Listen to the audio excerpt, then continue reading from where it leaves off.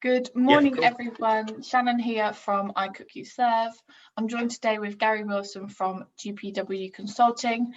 So thank you for being here, Gary. Happy New Year. Happy New Year to you. Thanks for inviting me. Very happy to be on board. Yeah, it's great to have you. So your background is in oil and gas and the waste industry. So how did you get started with that? Well, I had a bit of a strange one because when I came out of university, I didn't really know what I wanted to do still. So I went and worked in the prison service for a little bit, which was interesting. Probably not for me, but yeah, I worked there for a bit because I needed to earn some money to pay off student debts, to be honest. Then sort of around the year 2000, I went to work for a company called Veolia, one of the biggest, they are now one of the biggest worldwide waste sort of management companies. And went in there as like a temp administrator initially, just to make ends meet. And then, basically stayed with them for 12 years and went up through the management chain, ended up looking after multiple £1 million projects on oil refineries, gas terminals, power stations all over Europe and England. So, That's some good experience. You sort of running projects where you've got making sort of £1.5 million in 8 or 9 weeks, and you're managing about 150 staff, all doing different activities that are all quite critical. You know, you've got client sites where every day that the project runs over, it's costing them $150,000 oil production. So, quite pressurized, but I think if you do something like that, there's not much basis really, to be honest. Yes. You can deal with that. You can deal with most stuff, to be honest. But so I did that, and then left there, went to another company in a similar role for years, and then just decided I wanted to set up on my own. Brilliant. So GPW Consulting was set up in 2013, and you already offer a range of services from ISOs, project management, drone, UAV. I thought I was going to get that wrong. Drones. So which one came first? Which was kind of the natural progression for your business services? When I first started in 2013, I set up as a sole trader, took a bit of a plunge, and had a client that basically came with me and asked me to project manage some work that I was doing previously. So I did that. Look, I was quite lucky. I got that contract that ran for about 18 months. So it gave me the ability then to at least have money coming into the business, and then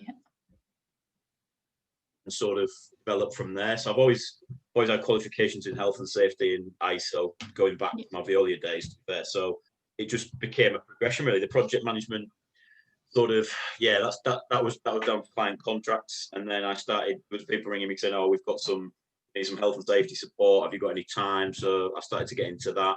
Yeah. Then you can sometimes have a project where you also need health, safety, environmental management as well. So it all fits quite nicely together. It does. We went limited in 2018. So we carried on as sole trader all the way through. Went limited, incorporated in 2018. Brilliant. And then took on some staff. It wasn't just me and suppliers. It was other people's mortgages got to pay. So I just want to chat about the ISO for a little bit. So you offer quite a few of them, and their focus is on making sure businesses have high standards and kind of taking away some of the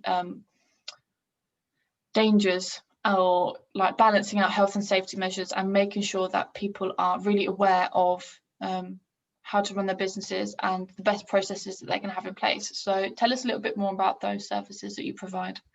Yeah, so we basically act as a consultant, and the way ISO works is you have to be accredited. The business has to be accredited to ISO, so you're aiming to get these accreditations effectively. What we come in and do for businesses is we will come in 2 phases really. One, we'll come in with people who've got absolutely nothing and want to get these standards and accreditations in place. We'll work with them to look at putting in processes, procedures, systems, trying to make the business run. The whole idea behind ISO is continuous improvement. So the idea, everything you do should be aiming to improve your business, whether it's financially, you know, productivity wise, cost effectiveness. Yeah. So we go in and work with them, get all their systems in place, and work with them to get their UCAS accreditation, which runs for 3 years. So yeah, that's one thing we do. The other thing we do, we work with people who've got the accreditations already, but maybe, shall we say, haven't quite done all of the work that's required during the year. So we come in and say, right, okay, what do we need to do to get this on board? So we've deliberately stayed away from a lot of consultants who do ISO work with one of the UCAS bodies, UCAS companies.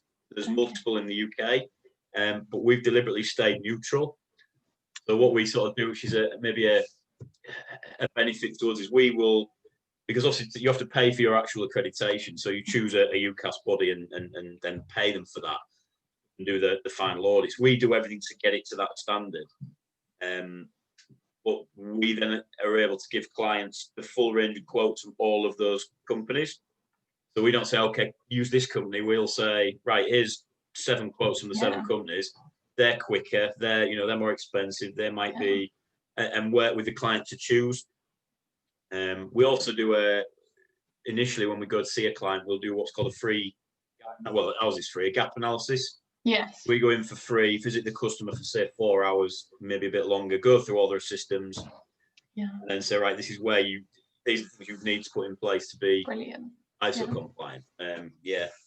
We only really cover 3 standards at the moment, like you said. So we do the 9001 quality, 14001 environmental, and the 45001 health and safety. There are lots of others, but we sort of focus on those really.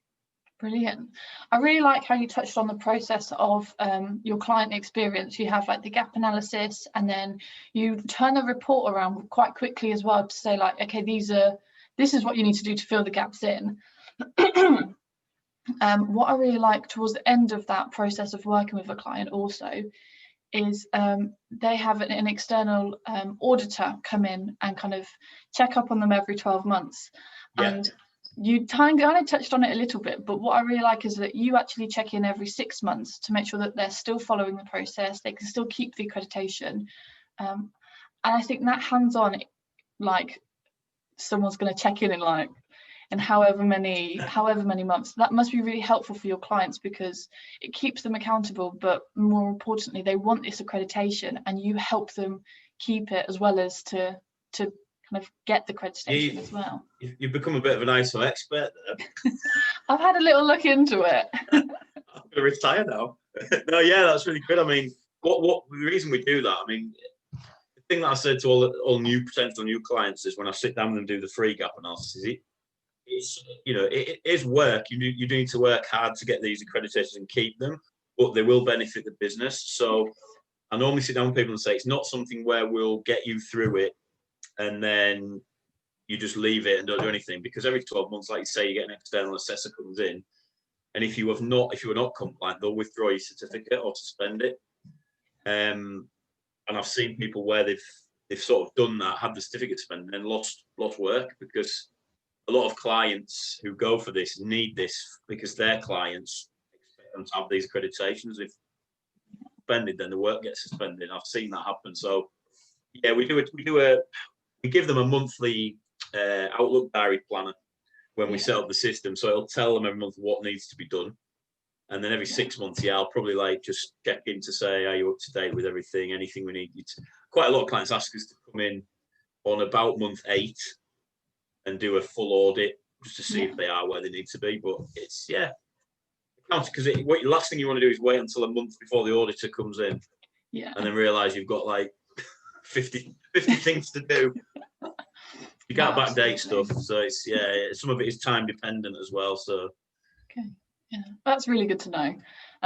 Another thing I learned when I was looking into ISOs was the amount of businesses that actually you support with them. It's small to medium businesses. So tell us a little bit more about the typical size businesses that you work with. Obviously they're small to medium, but just expand. We've got. I think we've probably put about maybe 40 businesses now through ISO. Some people have done all 3 with us. Some people have only needed 1. We've worked with companies. If I'm working with a company now, I've only got 5 people with it in it. Yeah. We've worked with people who are sole traders who needed it for client tenders and client bids. It sort of, I mean, we do work with we've got some larger PLC organisations who we work with, which is weird because they sort of have departments that deal with this stuff, but often find that like they'll have a quality department, but they'll be so busy doing inspections and things like that on products and services that the ISO gets left. So yeah, we sort of tailor it. That's why it's quite good for us, because we can go in and say, well, you only need, 2 days support here, or somebody we've been worked with where we go in every month for 2 days just to keep them. We've got a couple of retainer clients who we do all of their ISO for. Yes. And we're not responsible, or sort of, it's their system at the end of the day and their process, but we are effectively their external quality and safety manager, I suppose, and we go in and check it and keep it all up to date.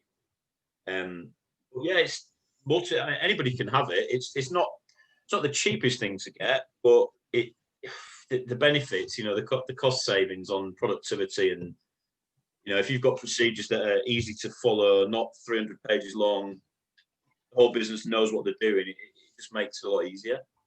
Yeah, absolutely. I think that it does really streamline everything and help everything flow much better when you're running a business, which we all know is really important. Yeah. So moving on to your drone service. So initially when I think of drones, I think of some kids in the park with like a little drone and it's like flying around, and I just hope that it doesn't hit me, to be perfectly honest with you. Yeah. But this is completely different in your business. And yeah, so how did it come about you added this service to GPW Consulting? Well, it was a bit of a...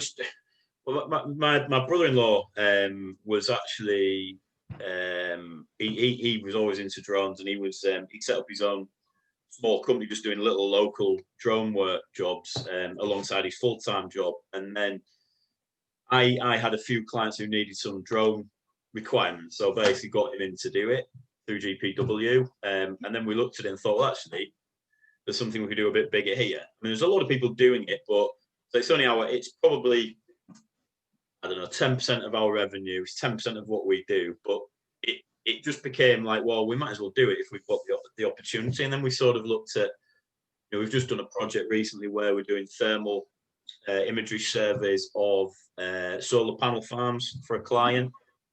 We're looking at the potential for doing internal inspections of storage tanks after we've cleaned them with drone footage. We've had some contracts in place with people to look at cleaning wind turbines with drones. It's a big area. A lot of people are going into it, but I think the fact that you've got to get so many licenses, insurances, training, it's very, very regulated. Hopefully we'll start to, what should we say, get rid of the people that are doing it a little bit under the radar without the correct stuff, because there are quite a lot of people out there who just get drones and then go and fly them. But yeah, it's, we do some flights in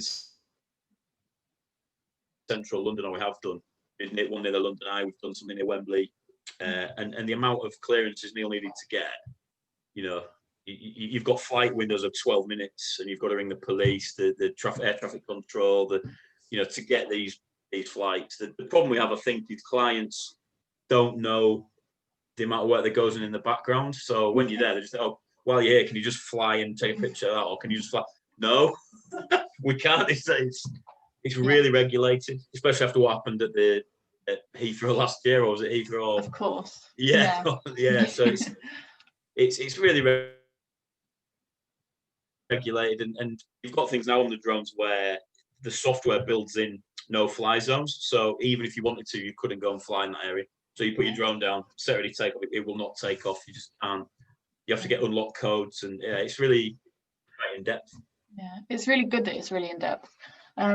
So the things that you provide when it comes to the drones are filming and photography, site and survey inspections, and maintenance upkeep.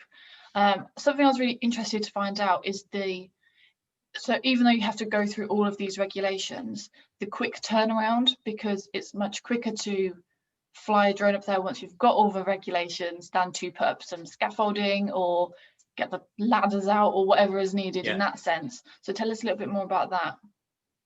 Yeah, I think nowadays with the fact that you've got sort of so many safety implications of working at height and accessing roofs and structures, it just makes it a lot easier. I mean, we've done some sort of surveys where we did a hotel one, which I remember exactly. We did a hotel in Liverpool, quite a big hotel chain, and the guy needed to get some inspections of a roof that needed repairing. And he'd had a quote to get scaffolding. It was a really difficult access roof. To get scaffolding up, to actually get somebody to look at the area before they even repaired it, was going to cost about £10,000 in total, the way it was going to be done. So we went there, flew up, took the images, sent them to the builders the same day. He got his quote back, sort of, I don't know, it was £800 to repair the thing that needed repairing, and our cost was like £500. So wow. Within 2 hours, we got there, got him his quote. He was going to save him £10,000 of scaffolding and inspection costs. So it is pretty big. Safety is the main one. Stopping people, putting people at risk at height. Yes. Straight away, just removing that. And the speed, like you say, you can survey a massive area a lot quicker than somebody can if they're going up there with a camera, effectively. Yeah. Brilliant. But obviously, it's 4K sort of UHD imagery now as well. So it's not, you can effectively take a photo and the photo would give you the detail quote for a repair without needing to go and have another look. Yeah, that's really good. I think it's really good that you've got that service as a part of your business as well. It's good to have different strands of business. So yeah, that's really interesting to hear about. Thank you for sharing that with us. Okay. So another area that you work within is the coaching area. I really love that you do this, and I love your reasoning behind why you do this. So tell us a little bit more about the coaching that you provide and why you do it. Okay, so yeah, I don't profess to be a coach. I don't charge this. I do it to sort of give back a little bit, to be honest, because I got a bit fed up with people being charged a lot of money for not getting any results. And I always think that, every business is individual. Every person and every business they run is individual to them. So although you might have, cash flow forecasts might be something that everybody needs to do and can do in a similar format. I also think that people need to look at their businesses individually and get a bit of support on that.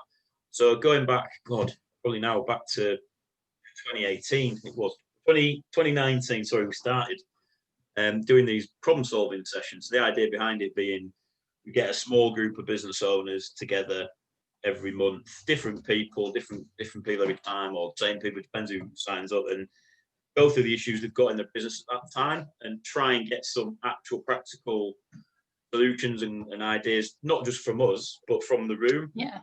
Also, I've worked in corporate and dealt with most things that people come across in a business, made a lot of mistakes, learned from them. But same as everybody who comes onto the sessions, really. But the idea being just to give people some practical support and advice in a non-judgmental setting, so that people feel they can just everything out. Like somebody call it business therapy, but I don't really say it like that. But that's somebody saw. I just felt like a weight had come off my shoulders. I was like, all right, okay, that's good. That's the idea, really. Yeah. And we're doing one in January. Sessions. Sorry, go on. Yeah, I was just gonna say we're doing one in.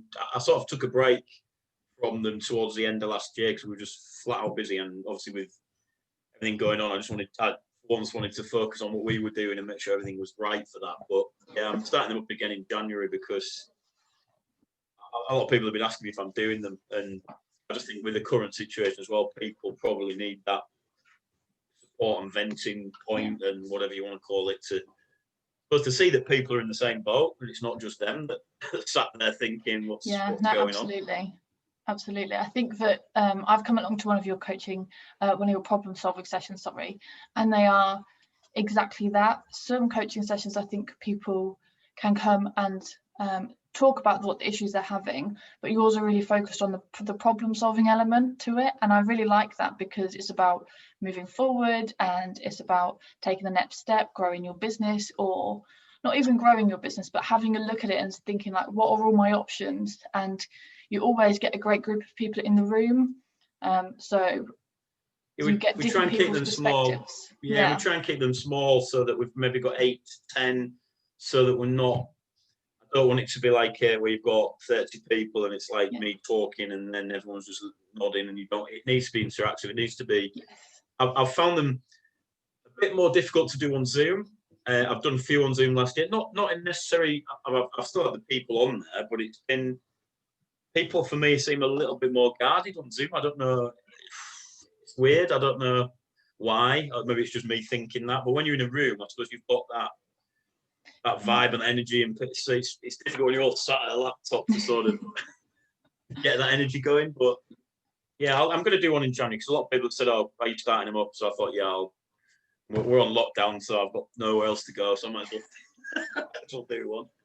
And we did some guest speakers on some of the ones on Zoom, which went quite well. Oh, brilliant. Yeah, that sounds really good. From outside the UK on as well, and a couple of people that I know quite well in business, and that was quite, because there's a different perspective on things. But yeah, I enjoy doing them as well. That's fun most of the time.